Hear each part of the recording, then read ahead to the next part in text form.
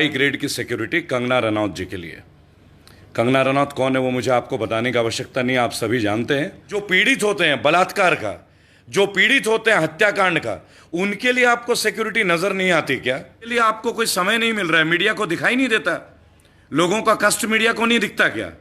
आज कोई दूर दूर तक नहीं पूछता कि आम आदमी की समस्या क्या है। किसान के लिए कोई बात करके राजी नहीं है। आपने जोशी जी नाम का पत्रकार को क्यों नहीं दिया सुरक्षा? जो गाजियाबाद में जिनकी निर्मम हत्या हुई, उन्नाव में पीड़ित हमारी वीर बहन, क्या वो वाई ग्रेड की सुरक्षा श्रेणी की हकदार नहीं थी? अब 6 शब्दों का मजाक सुनिए, साल में 2 करोड़ रोजगार दूंगा। 6 शब्दों का मजाक सबने, अब फिर से सुनिए, साल में 2 करोड़ रोजगार दूंगा। अब 7 शब्दों का मजाक सुनिए, मुझे आप प्रधानमंत्री मत बनाइए, चौकीदार बनाइए। अभी टीवी देख रहा था मैं, थोड़ी देर पहले की बात है भाई और बहनों, और देखा कि कंगना रनौत जी को वाई ग्रेड की सिक्योरिटी की जो है सुविधा वो भारतीय सरकार दे रही है। वाई ग्रेड की सिक्योरिटी कंगना रनौत जी के लिए। कंगना रनौत कौन है वो मुझे आपको बताने की आवश्यकता नहीं, आप सभी जानते हैं। प्रसिद्ध फिल्म एक्ट्रेस हैं। मणिकर्णिका के लिए उन्होंने काफ़ी अच्छा कार्य भी किया है। As an actress, as an actor उनका सम्मान करना मैं भी करता हूँ, लेकिन जिस समय पे उनको वाई ग्रेड की सिक्योरिटी दी गई है वो बड़ा हास्यप्रद है। एक्चुअली बहुत बड़ा एक जोक है, अगर मैं कहूँ तो ये अपने आप में एक बहुत बड़ा मजाक है। क्योंकि देखिए, एक फिल्म एक्ट्रेस जो निजी तौर पे बहुत अच्छी सिक्योरिटी मेंटेन कर सकती है, कई करोड़ों की मालकिन भी हैं, उनके इतने बड़े बड़े फिल्में हिट होती हैं, she is a big actress basically, तो उसके बावजूद और एक छोटा सा कुछ तड़क भड़क हो जाता है शिवसेना के साथ। एक तरह से एक पॉलिटिकल एजेंडा नहीं है, एक फिल्मी फुटेज है। देखा जाए तो कहीं भी कोई बात आती है वो कूद पड़ती है। हमने उनको पहले भी विवादों में कई बार देखा है। कंगना रनौत जी कोई नए चेहरे नहीं है विवादों के अंदर। अगर हम देखें, उनकी कई पिक्चरें भी ऐसी हैं। आपने उनकी एक पिक्चर इमरान खान के साथ देखी होगी, आमिर खान के भांजे के साथ, वो किस किस तरह के डायलॉग यूज़ करती हैं वो भी आपको मालूम होगा। इवन कैसे टॉयलेट करते हैं वो भी उनके पिक्चर में जताया गया है। आज हम उन्हें मणिकर्णिका में देखते हैं तो हमें लगता है कि वो एक मिसाल बन गई। तो उनके मिसाल के लिए उनकी पुरानी पिक्चर भी देखनी चाहिए। आप गैंगस्टर भी देखिए, आप देखेंगे उसमें शराब पीते हुए कंगना रनौत कैसी दिखी है। अगर हमें किसी का एक्टिंग का रूप ही देखना है तो क्यों ना हम पूरी एक्टिंग ही देखें। एक नए सिरे से रोज़ नए कपड़े पहन के एक एक्ट्रेस आ जाए और उनको हम अपने अंदर एक गॉडफादर की तरह बना ले, तो शायद ये सूझबूझ का काम तो नहीं होगा। उनकी शिवसेना के संजय राउत से कुछ बात हो जाती है तो पॉलिटिकल हो जाता है, और उनको भारतीय सरकार इमीडिएट वाई ग्रेड की सिक्योरिटी दे देती है। भाइयों और बहनों, मैं एक बात आपसे पूछना चाहता हूँ। उन्नाव के सांसद कुलदीप सेंगर, जो बलात्कार का मुकदमा चल रहा था, जिस लड़की, भारत की जो वीरांगना लड़की थी, उन्होंने चीख चीख के बोला था कि मुझे सुरक्षा चाहिए, मुझे सुरक्षा चाहिए, मेरे परिवार को जान से खतरा है, कुलदीप सेंगर से मेरे पूरे परिवार को खतरा है। जब वो लड़की, भारत की वो बेटी जो आज भारत में हमारे आपके बीच नहीं रही, शहीद हो गई, एक दर्दनाक मौत, एक दर्दनाक हत्या हुई, जब वो चीखें मार रही थी तो क्या भारतीय सरकार के कान में रूई था क्या? तब हमारे सुरक्षा तंत्र प्रणाली जिंदा नहीं थे क्या? आज उन्हें कंगना रनौत की चिंता इतनी जल्दी सता गई, और वह लड़की जो अपने प्राणों की आहुति दे बैठी, उनके परिवार के लोगों की हत्या हो गई। आप ये बात सोचें, उनके प्राणों की हत्या हो गई, उनके पिता का देहांत हो गया, उनके केस जो वकील लड़ रहा था वो वकील तक के एक्सीडेंट हो जाते हैं। मेरे ख्याल से आप में से काफ़ी लोग भूले नहीं होंगे, मैं निजी तौर पे कोई कंगना रनौत के खिलाफ नहीं हूँ। मैं पहले एक बात आपको बता दूँ, मणिकर्णिका मैंने भी देखी है, मुझे अच्छी भी लगी है और इंस्पायरिंग स्टोरी है। क्योंकि मणिकर्णिका कोई कैरेक्टर नहीं है, वो रानी लक्ष्मीबाई है। और रानी लक्ष्मीबाई के बारे में अगर 2 पंक्तियाँ भी सुन लें तो हमें किसी एक्टर को या एक्ट्रेस को देखने की आवश्यकता नहीं है। रानी लक्ष्मीबाई अपने आप में एक पूरी किंवदंती है। Neither the past neither the future, Lakshmibai is a legend. ना भूतो ना भविष्यंती, रानी लक्ष्मीबाई है एक किंवदंती। वो हमारे दिल में, हमारे मस्तिष्क में, इस धरातल में हमेशा अंतरिक्ष के पटल में जीवित रहेंगी। आज भी उनकी कहानियां सुन के हमारे बच्चे बड़े होते हैं। उसके लिए हमें किसी एक्टर या एक्ट्रेस की ज़रूरत नहीं है। पर भाइयों और बहनों, मैं आपसे एक बात पूछता हूं कि शिवसेना का और कंगना रनौत की अगर कोई बात में बहस होती है, आर्गूमेंट होती है, सुशांत सिंह राजपूत के बारे में आज उन्हें इतनी अच्छी आवाज़ आ रही है, क्यों नहीं वो सड़कों पे आई? मंच पे आने की क्या जरूरत है उन्हें? वो सड़क पे आती। इतने दिन से तो हमने कभी सड़क पे देखा नहीं। बेबाक बोलना केवल टीवी में आके बोलना ही होता है क्या? बेबाक तो दुनिया भर का एक्टिविस्ट बोल रहे हैं। हम बोलते हैं हमें खतरा है। हमें तो एक्चुअल में खतरा है। हम लोग रियल एक्टिविस्ट हैं, लोगों के बीच होते हैं। आप हमें देखते हैं, हम सड़कों में होते हैं, लड़ते हैं, गवर्नेंस से लड़ रहे हैं। और ये तो गवर्नमेंट ही इनको सुरक्षा प्रदान कर रही है। इन्हें किस चीज से खतरा है भाई? सेंट्रल गवर्नमेंट ने वाई ग्रेड की सिक्योरिटी दे दी इनको, बहुत बढ़िया। उन्हें दे दी जो मल्टी करोड़पति है, जो अपने लिए 50 नहीं 100 सिक्योरिटी गार्ड एक घंटे में खड़े कर सकते हैं। और वह लड़की जो बलात्कार की पीड़ित रही और अपने परिवार के लिए हम सब से आग्रह करती रही, मंच पे आग्रह करती रही, माननीय प्रधानमंत्री, रक्षा मंत्री से आग्रह करती रही कि मुझे जान का खतरा है, मेरे प्राण का खतरा है, मेरे परिवार को खतरा है कुलदीप सेंगर जैसे एक दुराचारी व्यक्ति से, जिनका जमानत भी हो जाता है। क्या उनके लिए हमें वाई सिक्योरिटी देनी नहीं थी? मुझे कोई परेशानी नहीं है, कंगना रनौत को आपने जो भी ग्रेड की सिक्योरिटी दे दी, मुझे उससे कोई परेशानी नहीं है।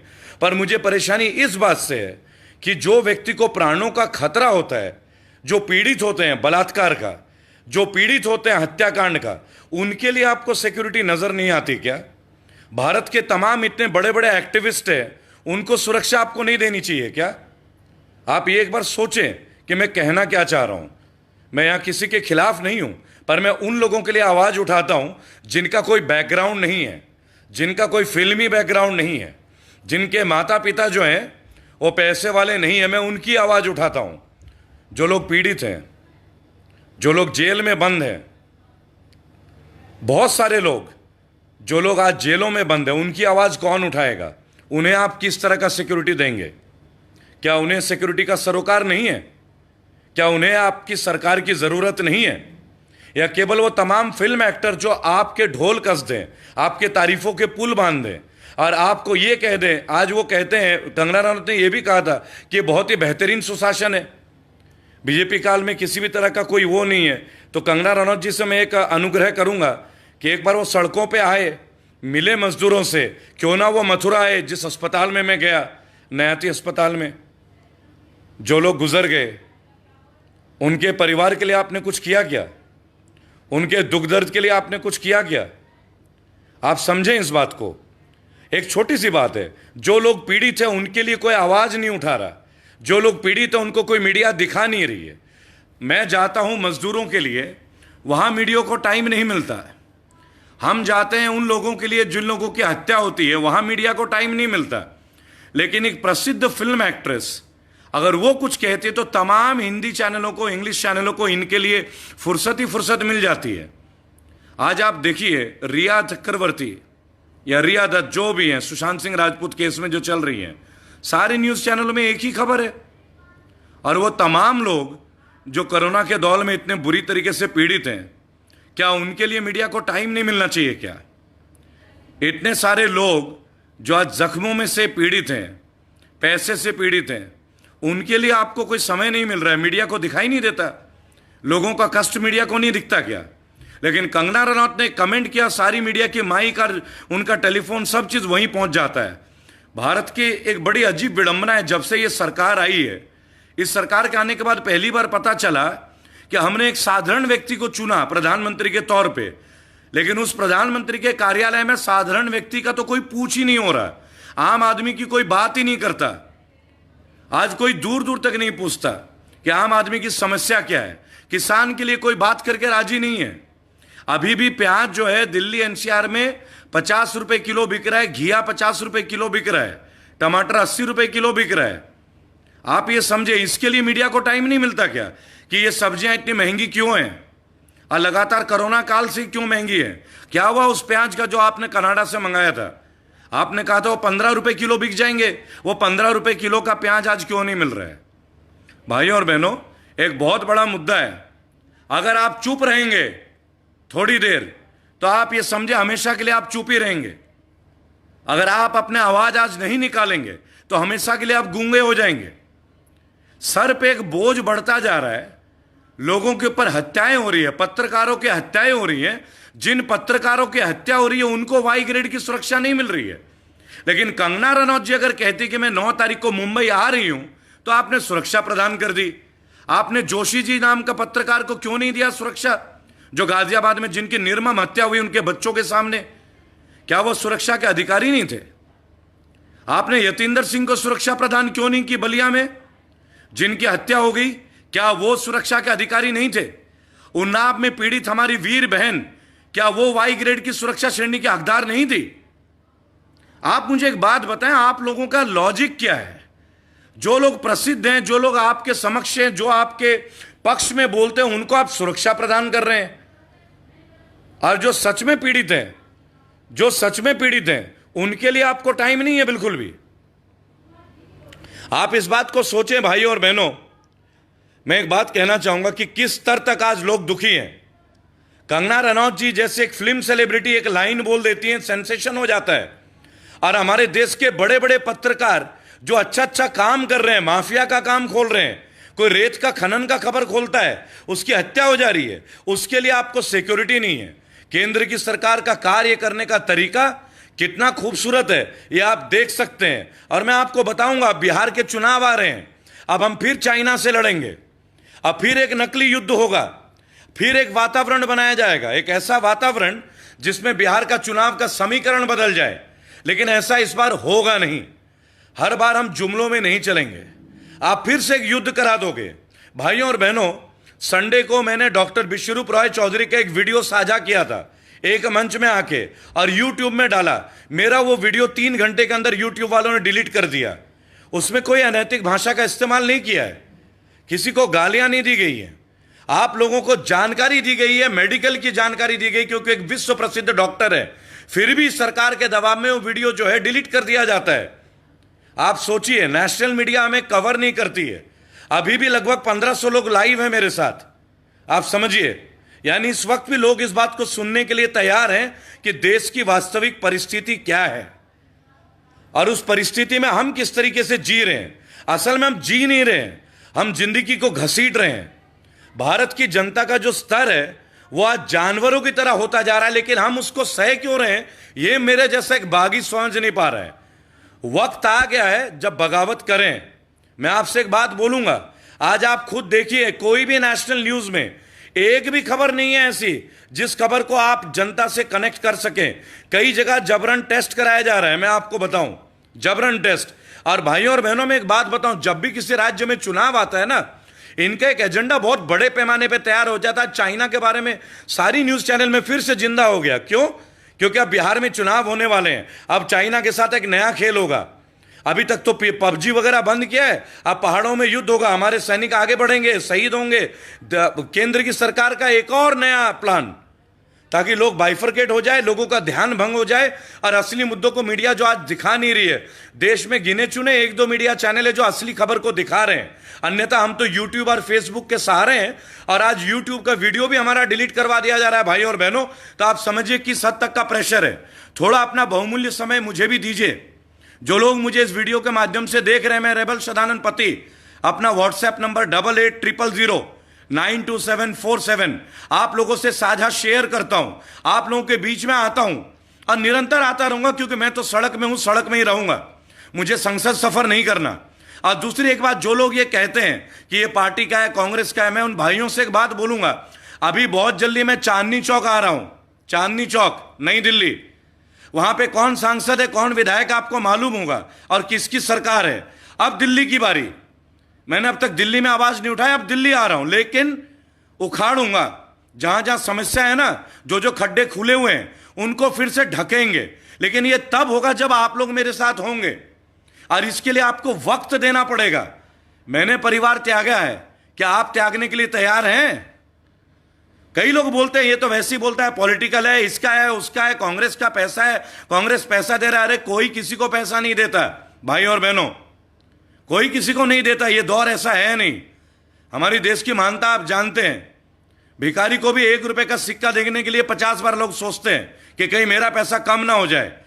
अब वक्त है खून देने का, अब वक्त है क्रांति का, अब वक्त है बगावत का। देखिए, मैं एक बात बोलूंगा, बड़े बड़े स्टेटमेंट आए थे, अगर आप गौर करें, एक शब्द का मजाक सुनाऊं मैं आपको, इस केंद्र की सरकार का, आप गौर से सुनिएगा और वीडियो को शेयर कीजिएगा, आपको अच्छा लगेगा।